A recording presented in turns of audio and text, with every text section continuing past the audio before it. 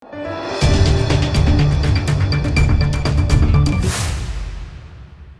દર્શક મિત્રો, આપ જોઈ રહ્યા છો લોકમૈત્રી ન્યૂઝ. હવે જોઈએ અગત્યના સમાચાર.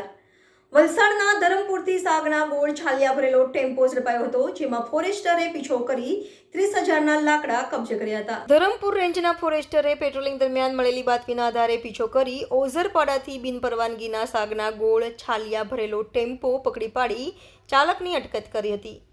ધરમપુર રેન્જના ફોરેસ્ટર શક્તિસિંહ ચાવડાને આંબા તલાટ રાઉન્ડના નાની ઢોલડુંગરી બામટી રોડ ઉપર ગેરકાયદેસર લાકડા ભરેલા વાહન અંગે ખાનગી રાહે બાતમી મળી હતી કે ધરમપુરના આરએફઓ હિરેનભાઈ પટેલના માર્ગદર્શનમાં મળેલી બાતમીના આધારે ફોરેસ્ટરે ગોઠવેલી વોચ દરમિયાન આવેલો બાતમી મુજબના ટેમ્પોએ વોચ નિહાળી ભાગી છૂટ્યો હતો, જેનો પીછો કરી ફોરેસ્ટરે ઓઝરપાડાથી ટેમ્પો પકડી પાડી તપાસ કરતા અંદર ભરેલો અનામત પ્રકારનો બિનપરવાનગીના સાગના ગોળ છાલિયા નંગ 23 ઘનમીટર 1.661 મળી આવ્યા હતા.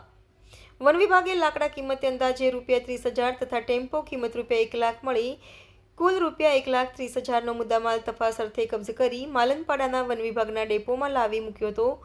આગળની તપાસ મદદનીશ વન સંરક્ષક ધરમપુર રુચિ દવેના માર્ગદર્શનમાં વન વિભાગે હાથ ધરી છે. Reporter Ashwin power, Lokmaitri news, Valsad.